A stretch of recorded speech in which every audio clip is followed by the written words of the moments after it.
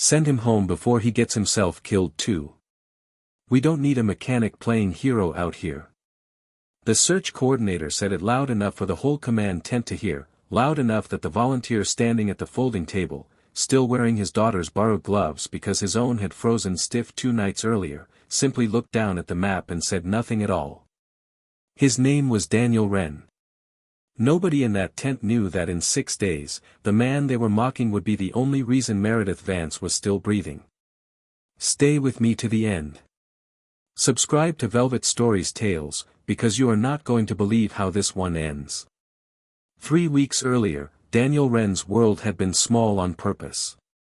A rented 2-bedroom house at the edge of Cedar Hollow, Montana.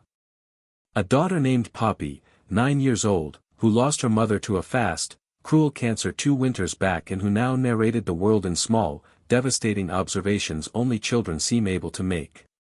A job fixing snowmobiles and pickup trucks in a shop that smelled permanently of diesel and coffee. Daniel had once worn a different uniform, a National Park Service jacket with a radio clipped to the shoulder, back when he still believed institutions protected the people who told the truth inside them. That belief had died 4 years earlier, the same season Walter Vance, founder of Vance Energy, had walked the pipeline corridor with Daniel and listened, really listened, while Daniel explained why a valve housing near the river crossing was one hard winter away from failure. Walter had nodded. Walter had promised to fix it. Then Walter had died of a heart attack 11 days later, and the promise had died with him, buried under a company that answered instead to his chief operating officer, a smooth, unhurried man named Roland Voss who found it cheaper to bury Daniel's report than to replace the valve. When the valve failed anyway and contaminated 8 miles of river, Voss produced a tidy paper trail suggesting the ranger who raised the alarm had actually ignored it. Daniel was fired within a week. Nobody with any power left to check the story bothered to check it. He had not spoken to anyone from Vance Energy since. He had built a small, quiet life instead, one where a 9-year-old's opinion about how many pancakes constituted a fair breakfast mattered more than any board meeting ever had. The humiliation of it had not ended with the firing, either. 6 months after Voss walked him out of the district office, Daniel had gone to a public hearing at the county courthouse, hoping someone in a position of authority would finally read the report he had filed before the valve failed. Roland Voss himself had attended that hearing, immaculate in a gray suit that cost more than Daniel's truck, and when a reporter asked whether the company had any comment on the ranger's claims, Voss had smiled the easy smile of a man who had never once been wrong in public and said that Vance Energy did not build its safety record on the word of a man who could not even keep his own job, adding, almost gently, that some people simply needed a villain to explain their own failures.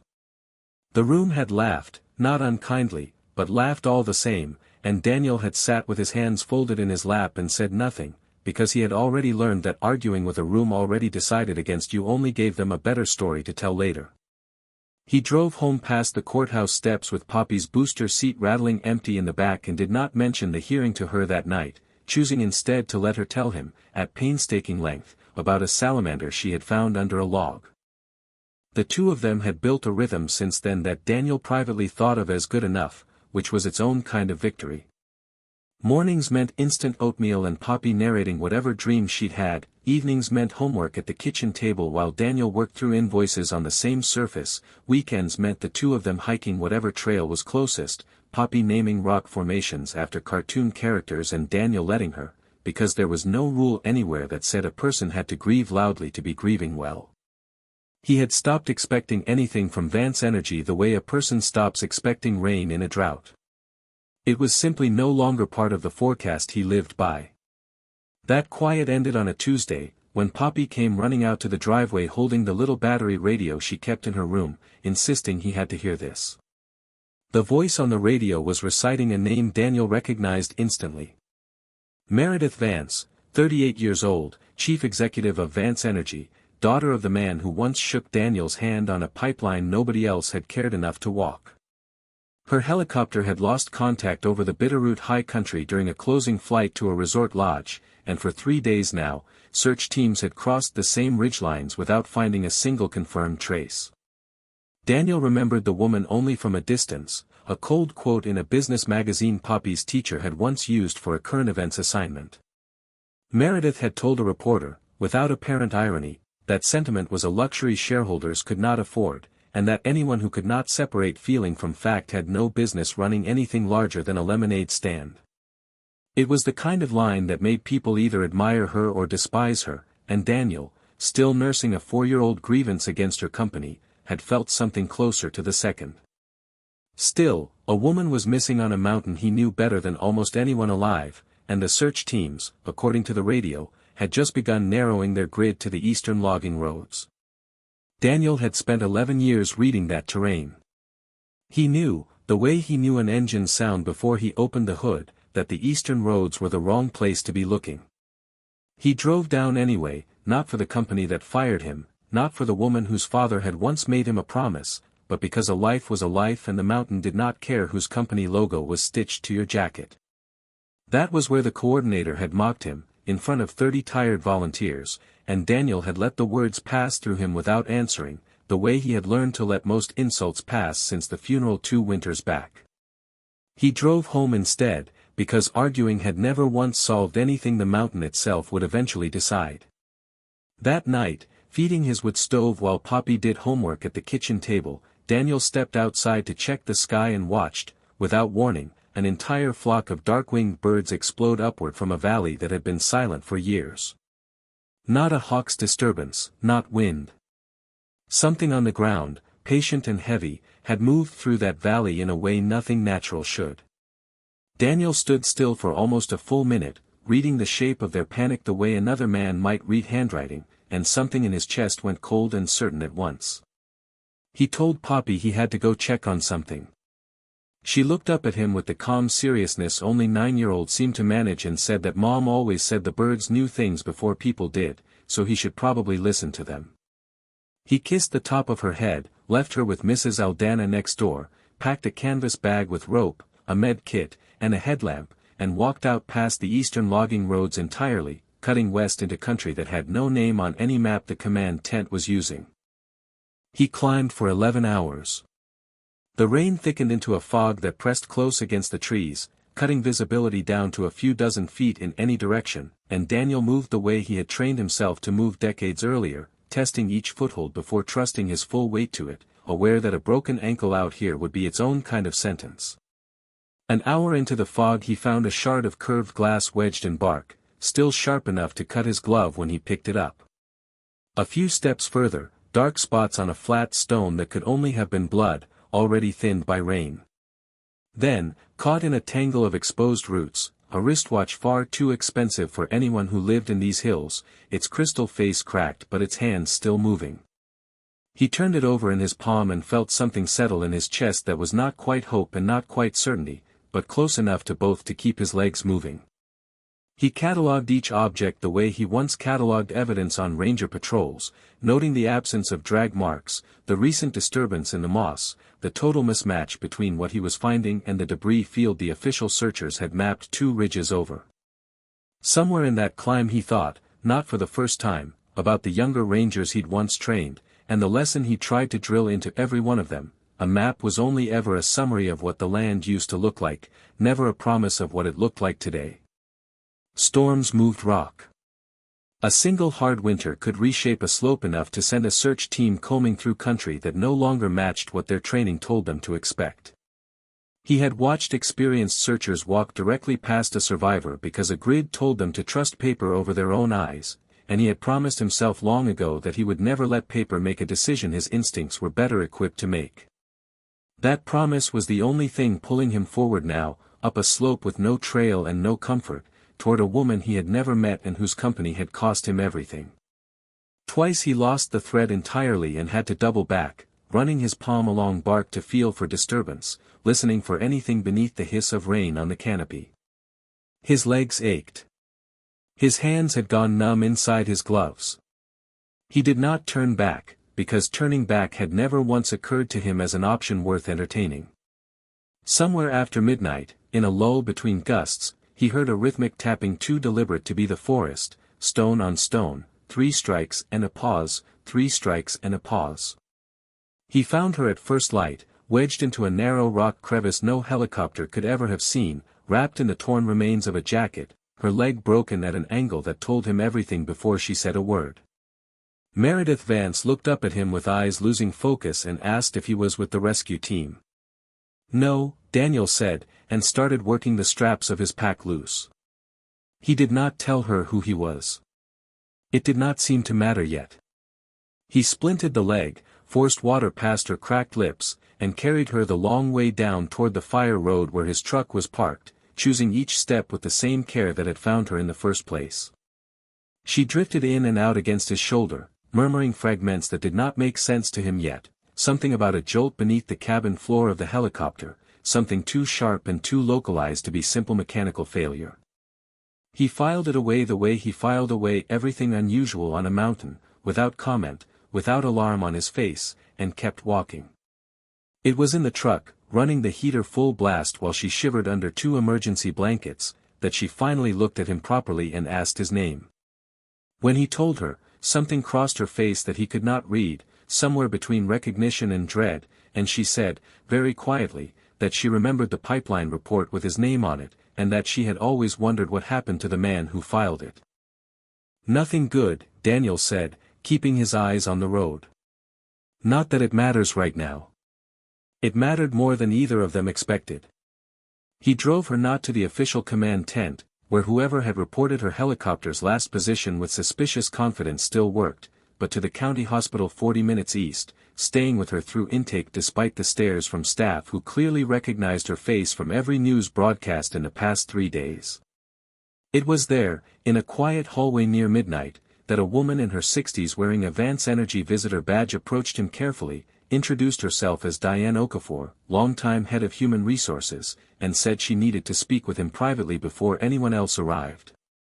Diane had kept a folder in her desk drawer for 4 years, she told him, one Walter Vance had asked her to hold on to personally, outside any company filing system, days before his fatal heart attack. Inside it was a signed memo from Walter himself, describing the exact conversation he'd had with Daniel on the pipeline corridor, and a note in his own hand instructing that if anything ever happened to him before the valve was replaced, the ranger's warning was to be treated as fact, not insubordination. Diane had been too afraid of Roland Voss to release it alone. She had been waiting, she admitted, for someone with enough standing to make Voss listen. She had not expected that someone to walk in from the mountain carrying the very woman whose signature could finally force the issue. Meredith, propped up in a hospital bed with a cast already forming around her leg, read the memo twice before she spoke. Her voice, when it came, had none of the boardroom coldness Daniel remembered from that old magazine quote. He tried to tell me, she said, of her father, and I was too busy running numbers to listen. And then Voss made sure I never heard the version that mattered. She looked at Daniel for a long moment. You lost everything because I trusted the wrong man's paperwork. You lost your father, Daniel said. I only lost a job. She did not answer that. She did not need to. Something had already begun shifting behind her eyes, the particular vertigo of a person realizing the map she had trusted her entire life had been drawn wrong from the very first line. The trouble did not end with a hospital room and an old folder, though. 2 nights later, a set of headlights swept the tree line near Daniel's house far too slow and far too quiet for any patrol vehicle, and Daniel, trusting the same instincts that had found Meredith in the first place, moved his rifle from its case above the door and did not sit with his back to the window again. When 3 men in gear that looked correct at a glance but wrong on closer inspection came asking questions about an independent search coalition, Daniel recognized the clumsy grip near one man's hip for exactly what it was, and understood immediately what kind of men Voss had sent once he realized Meredith remembered the jolt beneath the helicopter floor, and understood that a signed memo naming him a liar had resurfaced at the worst possible moment for a restructuring vote worth billions. Daniel got Poppy to Mrs. Aldana's that same hour and drove Meredith, still on crutches, north to an old fire lookout tower he'd used once before, back during his ranger years, to wait out a wildfire. It was there, wrapped in a dust-covered blanket, that Meredith told him the rest of it. The restructuring vote scheduled for the following week would consolidate control among a small circle of shareholders if she was no longer able to cast her own shares, whether through death or incapacitation. Voss stood to gain more from her permanent silence than from anything he could have earned honestly in 30 years of loyal service. "I don't know a single person in that company I'm certain wouldn't profit from my disappearing," she admitted, and her voice broke, not from fear of the men outside, but from the older, quieter grief of realizing how alone the money had actually left her. Daniel said little in response. He had learned, from years of sitting with frightened hikers and grieving widowers alike, that silence sometimes carried more comfort than any sentence could. When she finally asked why a man with his skill lived so far from anyone who might need saving, he told her about his wife, about a fast illness instead of ice on a highway, about the years he had spent afterward needing a place that did not ask anything of him. Meredith listened the way she realized, sitting on a cold tower floor, almost no one had ever let her finish a thought before steering it toward their own interest.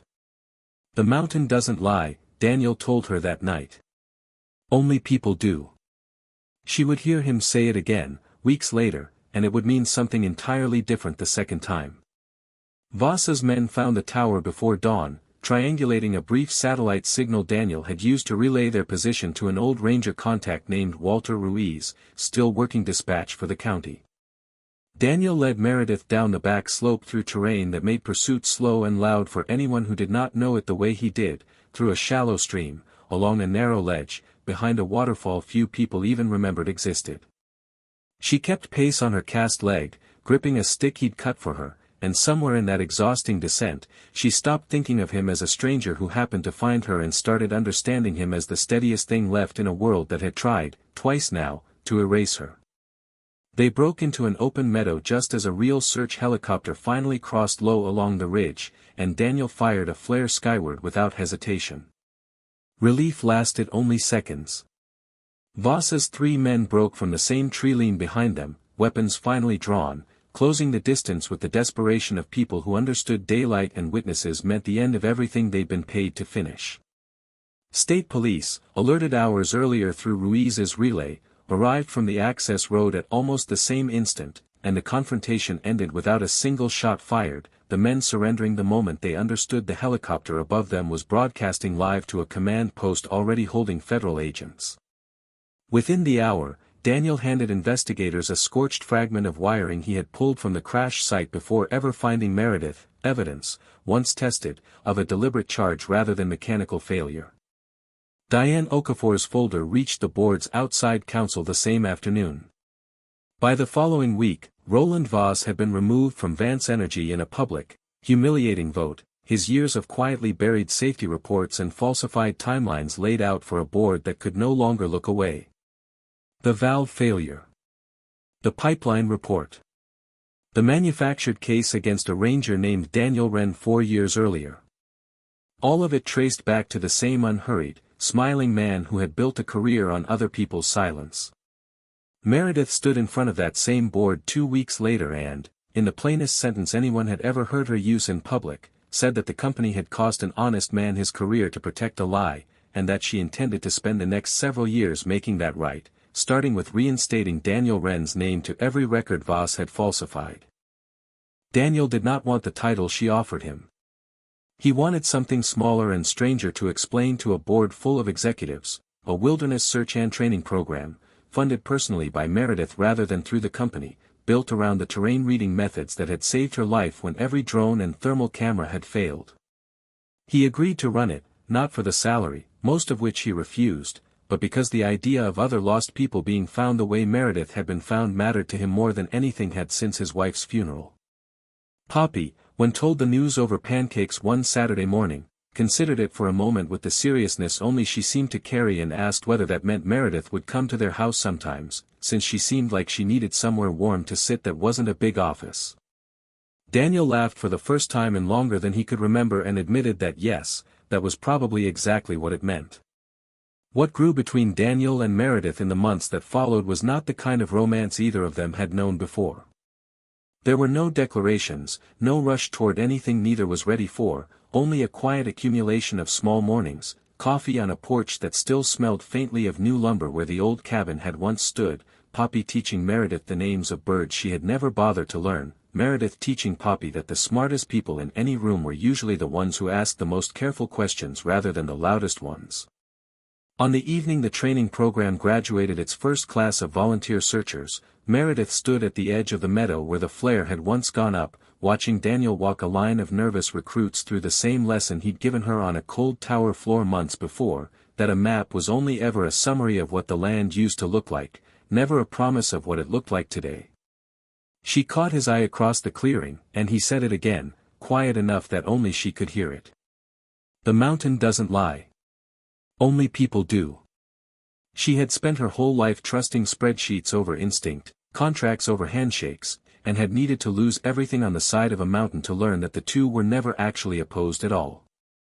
The company itself changed slower than either of them, restructured under new board oversight that Meredith insisted include, for the first time in Vance Energy's history, a formal channel for field employees to report safety concerns directly to the board rather than through whichever executive happened to be standing between them and the truth. She had it named, without much ceremony, the Wren Protocol, and when a junior engineer used it 8 months later to flag a corroded coupling on a different pipeline entirely, the repair crew arrived within the week instead of within a lawsuit. Daniel found out about it secondhand, from Diane, and said only that it was about time the company built something that outlasted the men running it. Reporters tried, for a while, to turn the whole story into the kind of segment that ran during the 6 o'clock hour, the Billionaire and the Mountain Man, and Daniel declined every request with the same flat patience he'd once used on the 3 men who'd come asking questions on his porch. He had no interest in narrating an act that, to him, had simply been the obvious thing to do. Meredith understood that reluctance better than any producer chasing an exclusive ever could, and quietly, without announcement, made certain his privacy stayed protected even as her own life resumed a version of public attention she had once taken entirely for granted. Somewhere behind them, on the evening the training program graduated its first class of volunteer searchers, Poppy was teaching a search dog to sit using half a granola bar as leverage, entirely unbothered by the fact that the woman crouched beside her helping was worth more money than the county had seen in a decade. She had asked Meredith once, with the blunt curiosity only a 9-year-old could get away with, whether it was true she used to think feelings were bad for business, and Meredith had considered the question seriously before admitting that yes, she used to think exactly that, and that she'd been wrong about more things than she could easily count. Poppy had nodded, satisfied, the way she nodded at most adult confessions, and gone back to the dog. Neither Daniel nor Meredith had been looking for this. Neither of them, watching the last light slide off the ridge that had once nearly killed her, was in any hurry to stop finding it.